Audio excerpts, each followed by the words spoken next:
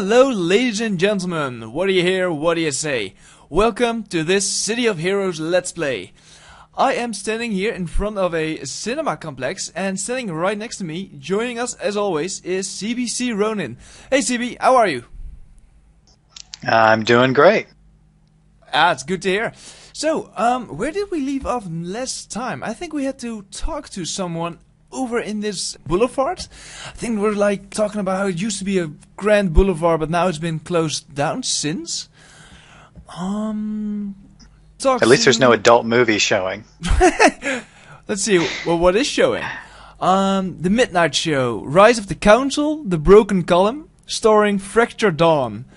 Well, not sure who that is, but I'd check it out. Yeah, I think we might have to.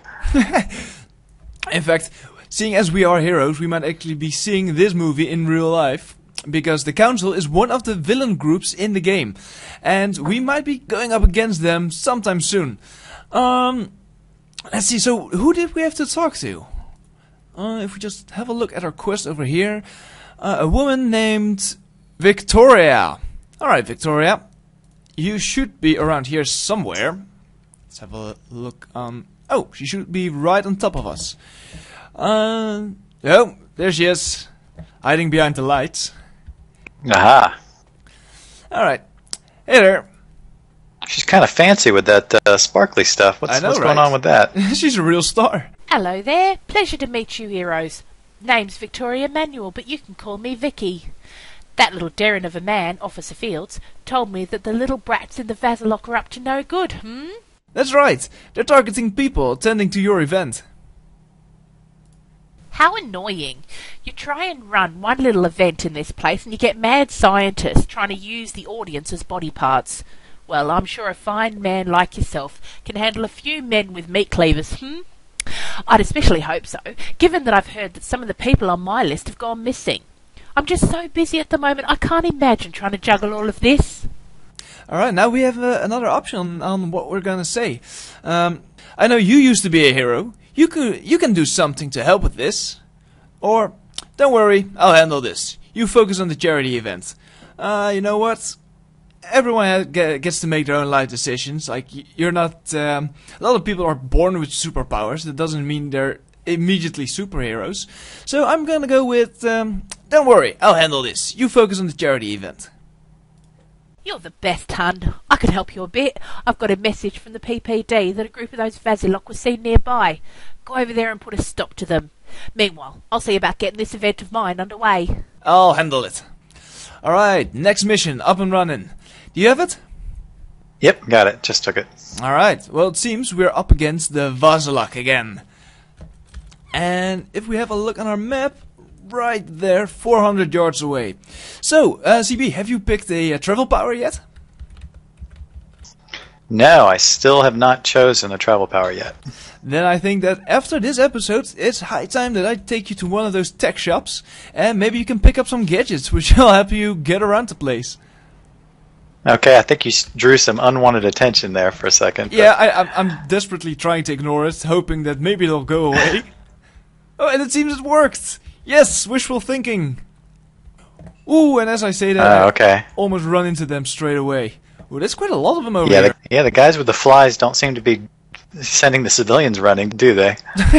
Well, there's a few casually walking by, but the rest seem to be down on the ground over here. I don't know, priorities. Oh, we've got a warning, though. Oh, what is it? Have you seen that on the global chat? We have a zombie attack going on in Cray's Folly. Oh, yeah, I noticed. Wow. Huh. Well, do you have any idea where Gray's Folly is? I have no idea. Me neither. Well, wherever it is, I'm sure the heroes over there can take care of it. And if not, then we have a whole new group of zombies to fight and keep us busy. Yeah, because we certainly do not want that to happen while we're at this level. Oh, yeah. Oh, you told me about this. You've done it on your villain, haven't you? Oh, yeah. Yeah, if you can't fly, you're in trouble. Oh, wow, really? So what happens exactly? Yeah. I mean, these guys are basically zombies. Well, what happened?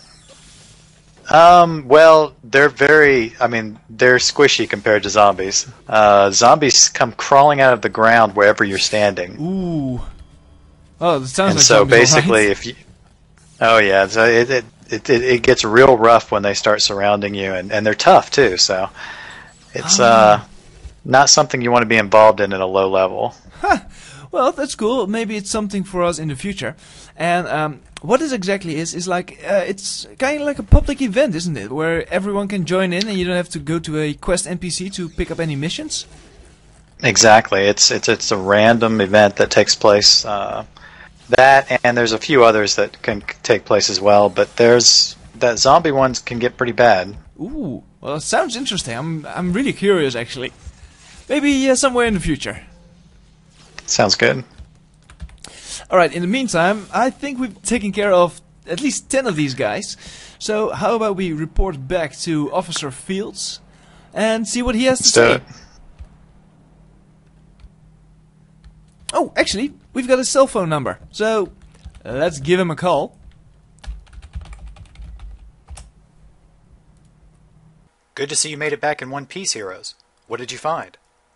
Whoa, a note from Dr. Vahzilok himself? And what's this about Botte? Larry Botte is dead. Unless his brother Joseph. This is getting crazier by the minute. On the one hand, at least Dr. Vahzilok's goal isn't a mustache-twirling plot to destroy the charity event. On the other hand, he seems to be putting his own scientific goals above the well-being of those people. Then there's no time to lose. This all adds up, heroes. While you were gone, I was doing some digging and found some very odd spikes in power usage in a specific part of the sewer system. I'm betting that Joseph Botte is in there with the Vahzilok, performing various experiments, and that is probably where they have the people they've already kidnapped. Alright then, we have to stop the Vahzilok plot against the promenade. And it seems to be right over here, right around the corner. Alright, after you. Oh, this is strange. I don't seem to have it. Okay, there we go. It wasn't marked on my map for some reason. Oh! Okay. Okay, well, let's go. Yeah, so these guys are actually ones I've read about in the comic. You're fools, heroes. Look at times we live in. Cities being destroyed in blink of eye. How you expect person to live in world with no guarantees? No safety? Dr. Vahzilok has promised all of his followers safety. Immortality. Can you do that, heroes? The people at this event are sacrifices for a greater cause. The cause of immortality. My new body will be complete. I will live forever, and then I will give my gift to all the people of Paragon. We will all never have to be afraid of anything ever again. Alright, so you read about these guys in the comic. Wasn't that the promotional comic that they released for this, when this game came out? Yeah, you had actually sent me a thing where you could look at some of the promotional comics, and I read through them, and yeah, they were very helpful to get some background story on what was going on in town. I know, right? There were actually like very interesting stories as well. Oh yeah, and great. Whoever did the artistry on them did a great job. Yeah, I know. I think I'm going out of a loop here. I think it was Dark Horse, because they're usually basically doing the promotional stuff and such like things like that. Right, yeah, I think Dark Horse did do the original series for the first 12 episodes, I think. Right. Yeah. So it was pretty impressive. Yeah, I'm a big fan of Dark Horse. I've seen other comics as well. Ooh, by the way, frame rate going down pretty badly over here. Well, let's see if this will fix itself. Hang on, I'm gonna try finding a way to fix this, and I'll be right. Right, well, that seemed to have fixed it. Yeah, like I said, I'm a pretty big fan of Dark Horse, at least their promotional stuff. I remember this one Star Wars game, I'm not sure which one it was, it might have been the Old Republic or something, where they did a comic series for, also to promote that game, or at least they did to promote something. And I actually really liked reading that one as well, because they have these really original stories and such. Yeah, I mean, Dark Horse, they have some real talented artists, and their stories are much more adult, I think, more mature. Yeah, I think so too. Well, over here, like you're of course from America, and the comic book industry is a lot bigger over there in America. But over here in Europe, it's a lot smaller. Like we still have like these very European comics, like Asterix and Obelix. I'm not sure if you ever heard of that one. No, I haven't heard of that one. Have you heard of Tintin? I have. I think I've heard of Tim Tim. Yeah, I haven't ever actually read it. Right. Well, those are like these very well-known European kind of comics. But like Superman and Batman and Spider-Man, all the real superheroes, they've never really been part of our culture, I guess you could say. Have you ever read like DC or Marvel comics? I was a big Marvel fan as a kid. DC, not as much as a kid, but I did like some of their graphic novels later on. Right. For like especially the Dark Knight stuff. Yeah, the Dark Knight stuff was just classic. Okay, cool. Well, I've been thinking of picking some up. We've got a comic book store somewhere downtown, but I think it only sells Donald Duck and stuff like that. Okay, so yeah, I actually where I used to live in Tennessee, and so we had a big comic book store, and you know the role-playing game stores and things like that. But haven't seen too many of those where I'm at now, so it's kind of a shame. All right, that is a shame. Alright, so yeah, I'm kind of a comic book fan myself. Like, when I was little, I used to read a lot of the Disney, at least the Donald Duck ones. And my favorite artist has to be Don Rosa, which had these very, well, they had everything. They had a bit of dark humor in it. It had, well, some pretty adult themes and stuff like that in a Donald Duck comic. So I quite like that, because the regular comics were always this light-hearted Disney show kind of stuff. And the comics he made actually dealt with stuff like death and betrayal and love and stuff like that, which was actually very interesting because I'd never read anything like that before.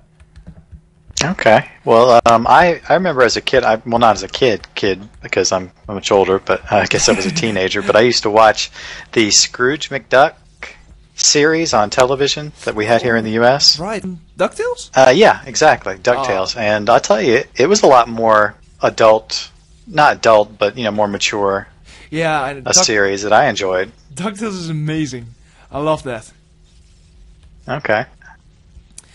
This is quite a room here. Yeah, I was just about to say. Let's have a look. That guy just threw some threats at us. Who is that? Wait a minute. I recognize that last name. Do you? Oh, yeah, I do remember this last name. Now, for folks at home, you might not remember this last name, but last episode, two brothers were basically killed and harvested for their organs by the Vahzilok. And if I have a look over here, Joseph Botte, that seems to be the guy that was attacked last time. And if I have a closer look at him, well, he doesn't look too great. I think the Vahzilok got to him. Yeah, he's it says here in our mission briefing, I was just looking at this, that we may want to do something before heading head on with him, I think. Right, I guess he's like this special experiment to make a stronger human being, which is the eventual goal of the Vahzilok, to achieve immortality through basically harvesting the healthiest organs around and using like super-powered organs, like from superheroes, to eventually create immortality, but not only that, also to get rid of disease and sickness and all kinds of those things. So he himself thinks he is actually doing a very noble cause and goal, but he's more than willing to make a lot of sacrifices for it. And well, we've seen how that turns out. Basically a lot of half zombie people walking around, and well, we're gonna put a stop to that. So let's have a look. What are we going to do to weaken this guy? Yeah, it definitely looks like he has some sort of ability with this machine over here. We have to take out the machine to take out his invulnerability, so right. Yeah, it's definitely something we'll have to do first. Alright then. Well, whatever will tip the odds in our favor. It seems to be this machine over here. Let's take it down. Power should do pretty good against machinery. Yeah. Yeah, I know. Short circuit it. Well, maybe that, or I might actually boost the power. You gotta be careful with that. Definitely in the superhero universe. Okay, so he said that he's been lied to, it looks like. Oh yeah, he doesn't look too happy.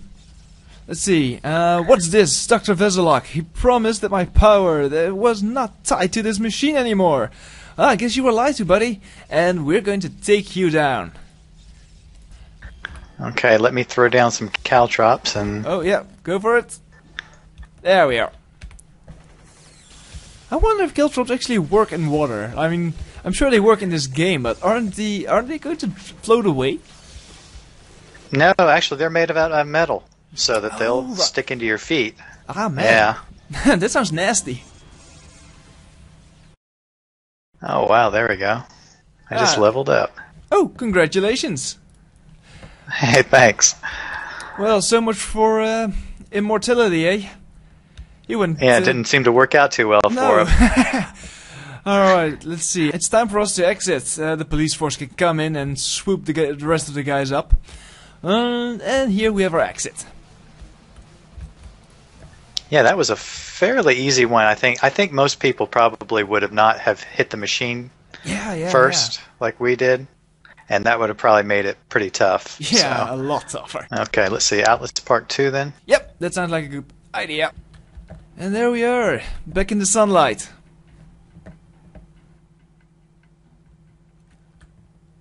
Okay, there we go. Oh. There we go. Alright, so, CB, I've been meaning to ask you something. You're like a soldier kind of character, right? Or like a veteran? Yeah, something along those lines, yeah. Right. What was your idea? Why did you pick something like that as your character? Well, to be honest with you, my other character is so different compared to this one. My other character is a magic-wielding, super powerful, demon-like kind of thing. So I wanted to, kind of do something entirely different, maybe something that had some part of myself into it. So I kind of came up with this wild character. Right. You actually told me about this, didn't you? You used to be part of the Army, the United States Army. Is that correct? Yeah, many years ago, United States Infantry. Did you actually go to boot camp? And is it like the movies? That's what I'm trying to ask you. Is it really like this drill sergeant talking down to you? Yeah, it's exactly like that. You're kidding me. Wow. So a lot of the movies deal with the Marine boot camp. And so when you watch the movies, you have to wonder, of course, for somebody who's never been into it, what's real and what's not. And to be honest with you, a big part of it is exactly like that. You're always getting shouted at. Man, I always figured that was kind of like this, to make it more dramatic, to make it more because they're tough. Those guys are really going at it at you. I figured that was just dramatize it a little bit. So you're telling me that's actually all true? Yeah, during my time in. Now that was 20 years ago. So right. Well, I mean that's a long time. Yeah, man. Oh well, I'm actually quite happy to. Well, happy. I'm actually very interested in hearing that. Because I'll be honest, I wouldn't know the first thing of the army. My military experience comes from playing video games, and last time I checked, that wasn't the greatest source for for military training. Well, now your country not too long ago got rid of its mandatory service, right? Oh, right, that's correct. We still have conscription in times of war, which basically means if someone were to attack us or to invade us or whatever, we could still be conscripted into basically a militia. I doubt we'd be put on the front lines. We'd mostly be doing things like repairs and delivering resources and stuff like that. But it is still around. However, it's no longer mandatory that every person goes to and gets training for a year. Okay, yeah, because there's still quite a few countries that have that mandatory conscription that, after you turn 18, I think. Oh yeah, definitely. I actually had a friend who had to be off and join the military, and I haven't seen him since. But, well, last I heard of him, he was actually doing pretty well. Like, he got promoted and everything. Okay, yeah. I was lucky in the sense that since I was in the infantry, my promotions came a lot faster than someone who was being support or something like that. So I made rank pretty quickly. Okay, cool. So, okay, now I have to ask you this. When talking about rank and stuff like that, in games like Call of Duty and Battlefield, you basically earn tens, dozens, if not hundreds of different badges and new ranks. Are those all real, or is it basically like first sergeant, second sergeant, blah blah? That's all made up. Oh no, that first sergeant and staff sergeant, platoon sergeant, all that kind of stuff's real. Okay. But you don't get a lot of badges all the time in the real military. You don't get a pat on the head every time you do something good. No, it's actually best to keep your head down and not draw attention to yourself. Oh, wow. So because most of the time you end up, one of the first things they'll ask you when you go in the military, they'll say, who can drive? Right. And of course you'll get a lot of kids who are, butt kissers, and they'll all raise their hand and say, oh, I can drive. And the drill sergeant will toss you a broom and say, well, drive this around and sweep up. Oh, that's so So clever. you That's never, cool. yeah, so you never want to volunteer for anything or, admit to anything. So it'll get you in trouble. Right. So, well, seeing as we're talking about the military right now, and talking about games, there's a very realistic kind of game going around right now with a not so realistic mod. I'm sure you've heard of it, DayZ. Oh yeah, I've definitely seen the videos on that. Yeah, well, I've been thinking of getting it. Well, the Steam sale is going on right now, of course. But I'm kind of hoping for that one day where they give it like an extra discount, and I hope that's coming along. But you've been watching the videos. Have you also been playing it? I have not downloaded the mod simply because they have a few additions I think that they're planning on putting in, Right. and I kind of wanted to wait until that was up to speed. Right. Yeah, so it's Arma 2 though, so even if you don't play that mod, the game is well worth it. I mean, it's a great game. Yeah, I've heard amazing stories of it. Been watching this one, well, not really series. I've been watching this one amazing video where this very professional team of people like treat it as if it's a real combat situation, I guess. And they take along one of the guys from, I think it was PC Gamer, either that or Rock Paper Shotgun. And they kind of show him the ropes, and they bring him along and stuff like that. And it looked amazing. It was like this very professional-looking atmosphere where they like called their targets and stuff like that.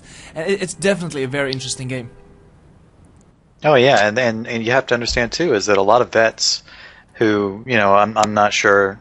I don't know if the people who have actually been to combat or anything would actually want to play something like that, but there are veteran communities that actually play a lot of these games, and Arma 2 is a very successful one with them because it's so realistic, and being able to call out things and have that military background helps tremendously in winning. I bet. So what was the guy called again? I think it's called Rockets, the guy who made the mod for Arma, the DayZ mod.